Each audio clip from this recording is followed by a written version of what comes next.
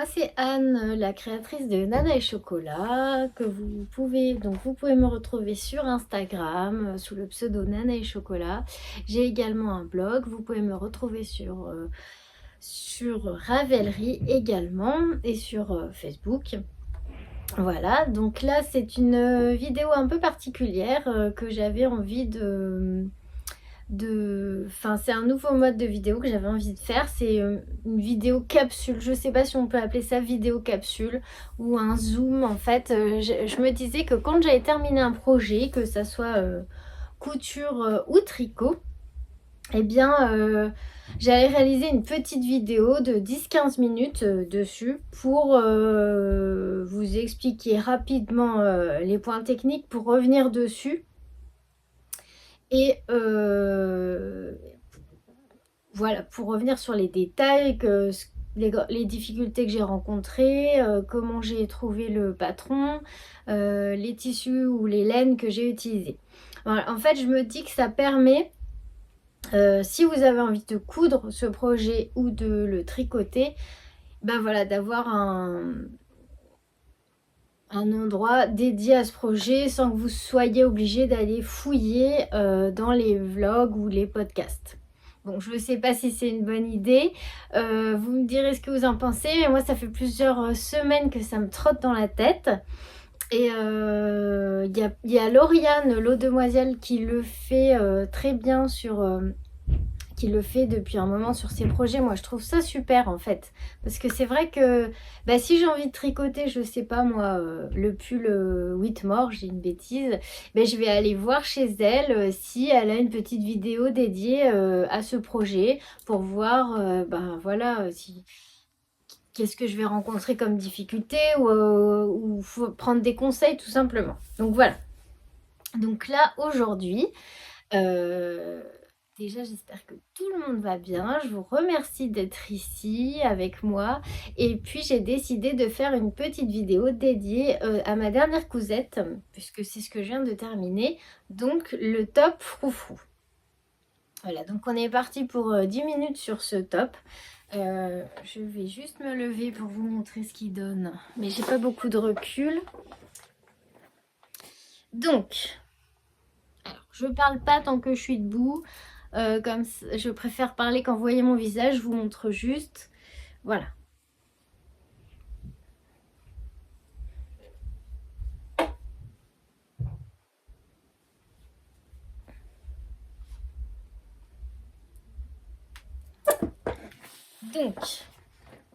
Donc ce top froufrou.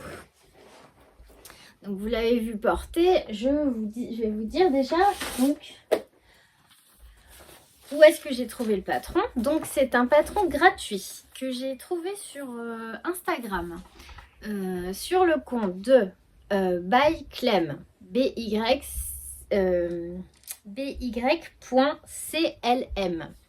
Je ne sais pas le prénom de cette personne. J'ai cherché, je ne sais pas comment elle s'appelle, mais en tout cas, j'adore sa page. Elle tricote et elle coud merveilleusement bien et elle est une vraie source d'inspiration pour moi.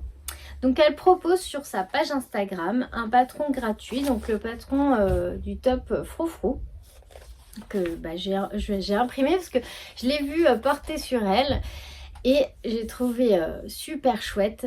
Il est hyper confortable. Alors à porter, il est très confortable.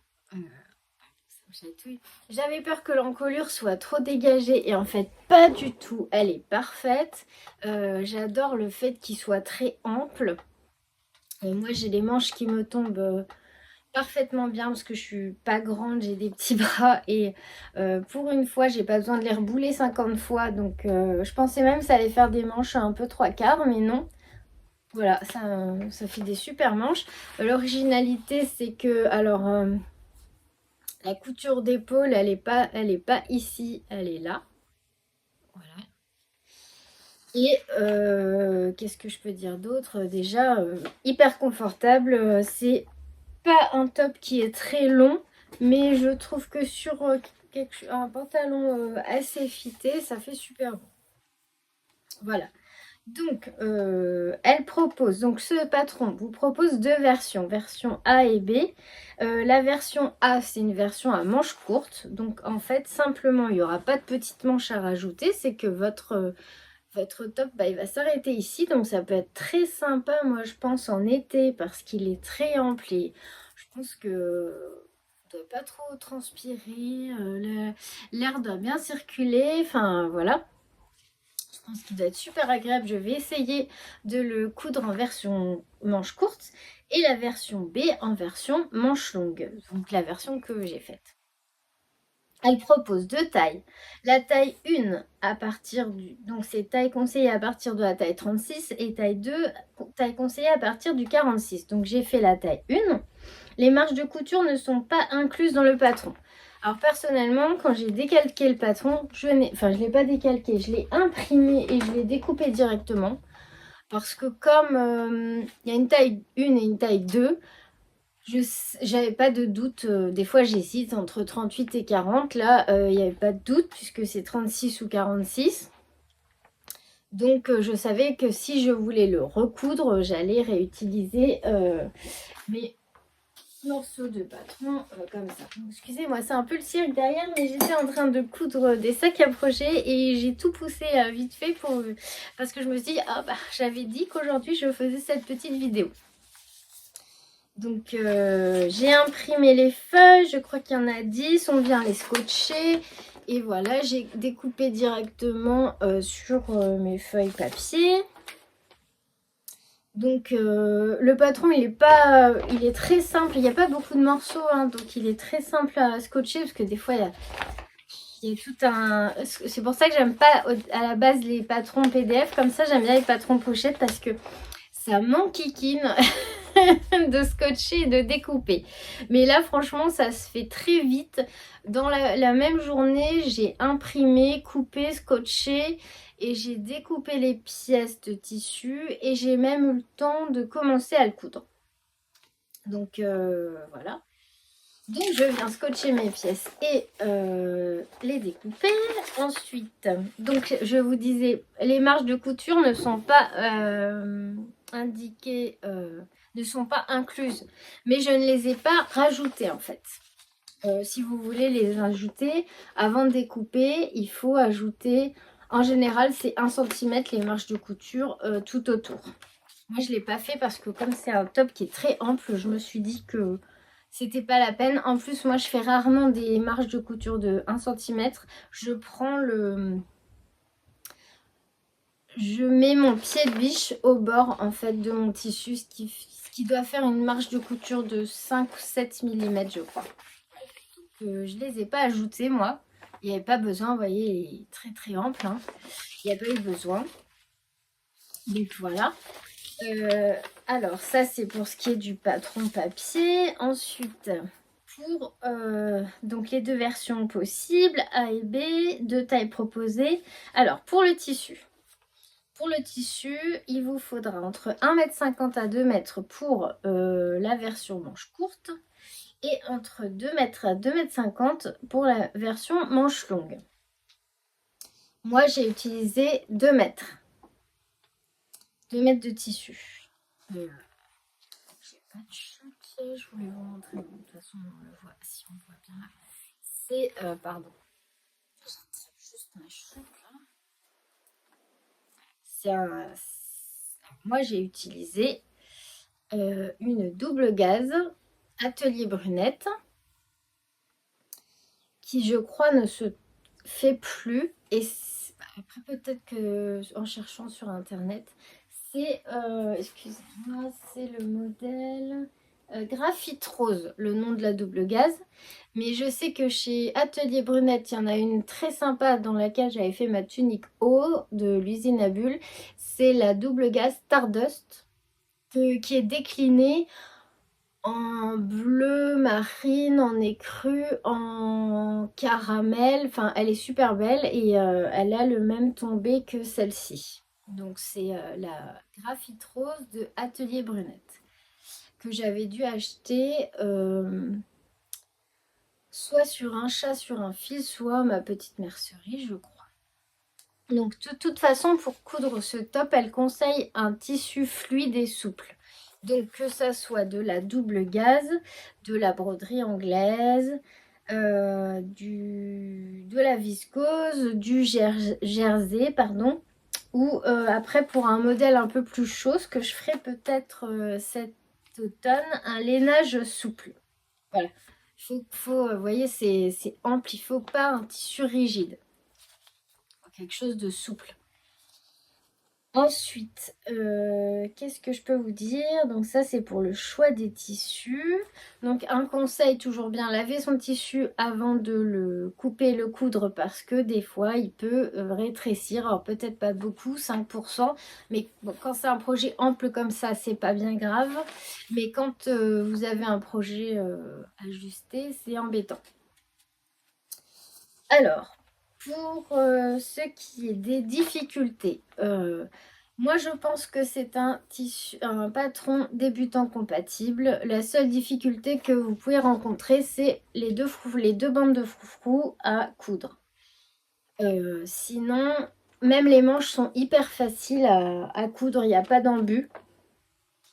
L'embut, c'est en général au niveau des épaules. En fait, le diamètre de votre manche, au niveau de l'épaule, il va être un petit peu plus grand que le diamètre là, ici, que vous allez avoir au niveau du buste, au niveau de l'épaule. Pas si je me fais comprendre. Du coup, il faut répartir l'embut, c'est-à-dire répartir le trop-plein de tissu ici correctement pour que ça fasse propre et pas un paquet.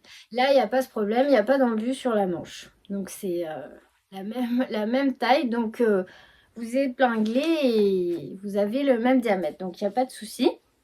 C'est pour ça que je vous dis en fait que peut-être les seules difficultés si vous n'avez jamais cousu de top, peut-être le biais du col, mais c'est un col très simple, et les deux bandes de froufrou.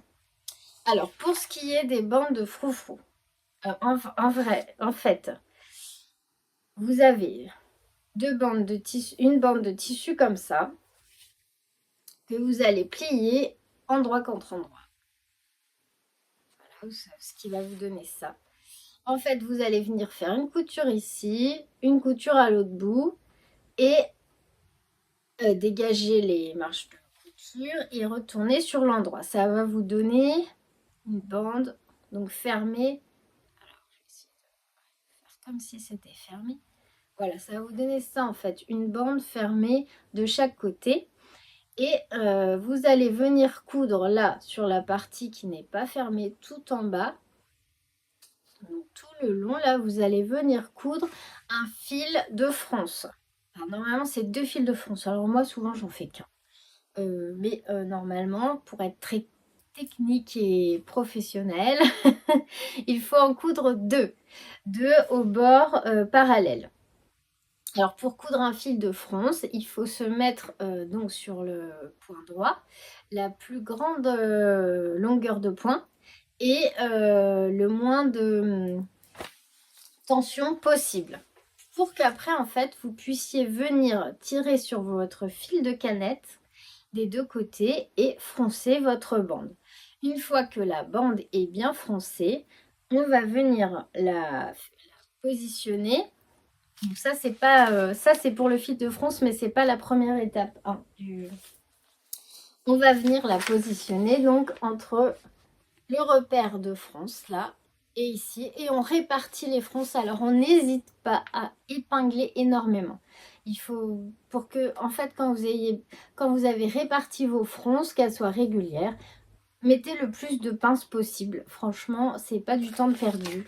C'est voilà, c'est pour avoir fait quand même beaucoup de fronces, je vous assure, il faut en mettre le plus possible pour que vos fronces elles tiennent bien au moment de la couture. Parce que souvent ce qui se passe, ben, on se retrouve avec un petit endroit où c'est pas cousu. Parce que comme ça fronce, ça se sauve en fait. Donc la première étape du top, alors c'est un top qui est en 3 parties. Vous avez le côté avant gauche, côté arrière gauche, côté avant droit, côté arrière droit et le centre avant, le centre, arrière. Donc ça fait 3 pièces sur le devant, 3 pièces sur l'arrière. Au départ, on va venir coudre aux épaules les 2 pièces côté gauche, les 2 pièces côté droit et les 2 pièces milieu. Donc vous avez 3 bandes en fait. Et avant d'assembler ces 3 bandes, on va venir donc positionner les fronces sur une pièce côté ou sur la pièce comment j'ai fait? J'ai fait sur la pièce côté et après en fait on va venir prendre en sandwich cette fronce là, cette bande de fronce entre ces deux là. Donc endroit contre endroit avec la bande de fronce au milieu et on coud.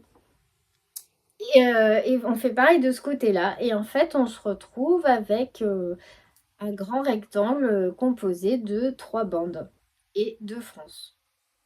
Une fois que ça c'est cousu, alors, qu'est-ce qu'elle dit? Je sais plus si on assemble déjà. Oui, on assemble les côtés. Et ensuite, bah, on vient coudre les manches. Et après, il reste plus que les ourlets. Donc les ourlets, c'est pas compliqué. C'est 2 replis de 1 cm qu'on marque au fer, puis une couture au point droit. Rien de compliqué. Et pour le col, en fait, c'est une bande de biais. Alors, soit vous utilisez une bande de biais achetée dans le commerce, déjà faite, soit vous venez couper. Elle donne dans le patron. Vous avez cette petite bande-là qui est fournie pour que vous puissiez couper une bande de biais dans le tissu de la blouse, enfin du top, et venir faire votre col. Alors attention pour la bande d'encolure à bien respecter le droit fil. Alors le droit fil en fait c'est cette ligne là qui indique le droit fil. Ça c'est le droit fil, c'est en fait le bord de votre tissu. Et il faut que cette flèche là soit, je la mets bien, après je vous montre. Hop, voilà.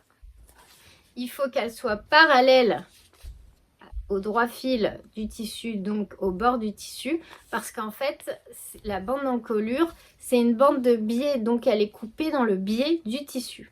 Voilà. Voilà pour les points techniques. Prenez bien votre temps pour les fronces. Le biais, ça se pose très facilement.